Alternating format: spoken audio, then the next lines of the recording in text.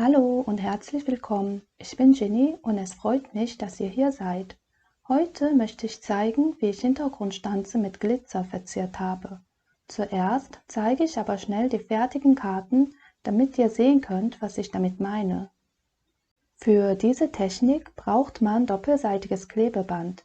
Ich benutze Klebeband in DIN A4 Größe, das ich so zuschneiden kann, wie ich will. Und hier sind die zwei Stanzen, zu denen ich heute greifen werde. Sehr filigran und detailliert, einfach wunderschön. Die Stanze auflegen und durch die Stanzmaschine kurbeln.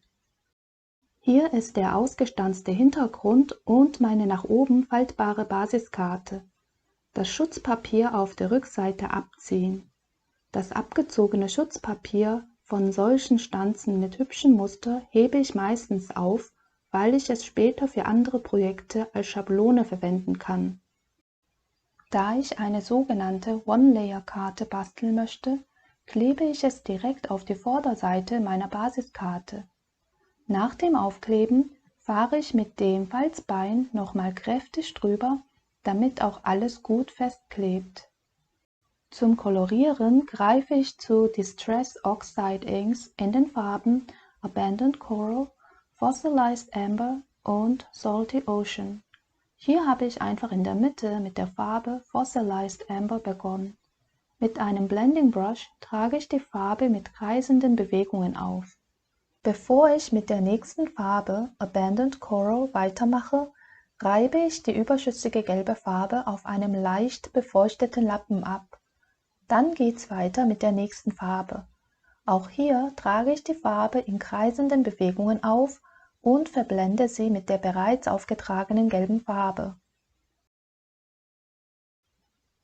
Die dritte und letzte Farbe, Salty Ocean, wird ebenfalls in kreisenden Bewegungen aufgetragen und mit dem Gelb verblendet.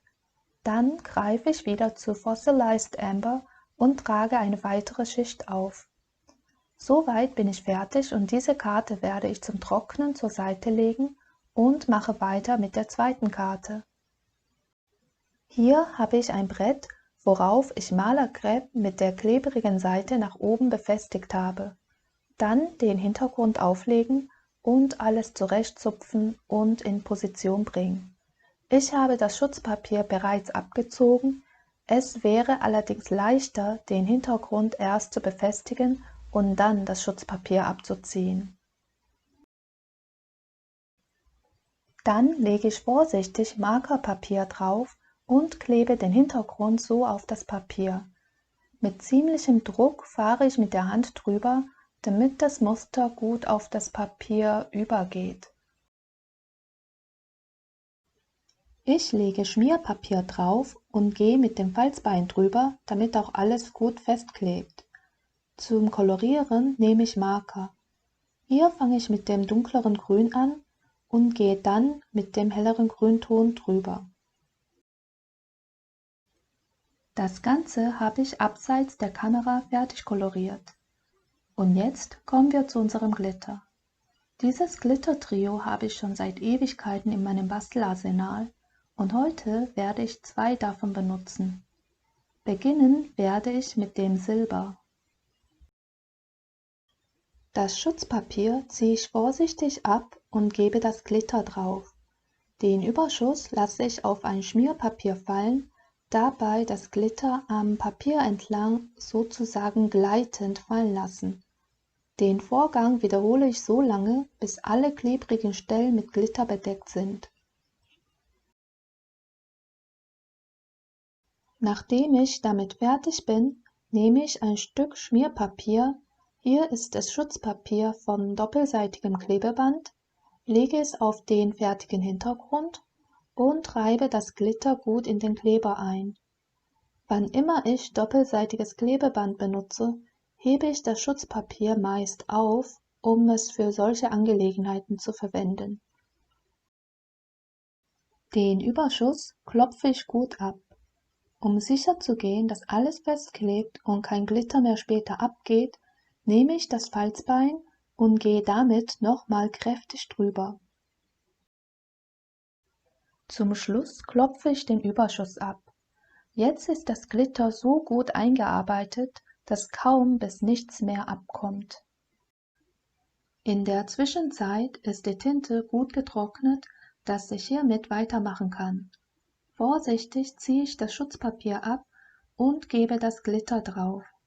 Auch hier lasse ich das überschüssige Glitter auf ein Schmierblatt fallen, dabei lasse ich es auf der Kartenoberfläche entlang gleitend fallen. Dieser Vorgang wird so oft wiederholt, bis alle klebrigen Stellen mit Glitter bedeckt sind. Wieder nehme ich ein Stück Schmierpapier, lege es auf den fertigen Hintergrund und reibe das Glitter gut in den Kleber ein. Dann klopfe ich den Überschuss gut ab und greife zum Falzbein. Damit reibe ich das Ganze kräftig ein, damit nichts mehr abgeht. Das Einreiben lässt das Glitter nicht nur gut festkleben, sondern erhöht auch dessen Farbintensität. Außerdem fühlt es sich auch ein wenig anders an, nicht so, ich nenne es mal sandig, körnig, sondern eher weich, so samtig. Das ist bestimmt abhängig von dem jeweiligen Glitter und Hersteller, aber es ist bis dato meine Erfahrung damit. Und hier sind nochmal beide Karten auf einen Blick. Diesen Hintergrund habe ich auf eine nach oben faltbare Basiskarte geklebt und diese Karte ist ja eine One-Layer-Karte. Okay, das war's für heute. Vielen Dank, dass ihr zugeschaut habt. Ich hoffe, dass das Video hilfreich war und euch auch gefallen hat. Ich würde mich sehr freuen, wenn ihr auf Abonnieren drückt und somit das nächste Mal wieder dabei seid. Meine Videos nehme ich abwechselnd auf Englisch und Deutsch auf. Das nächste Video wird also auf Englisch sein. Okay, danke nochmal fürs Vorbeischauen und bis zum nächsten Mal.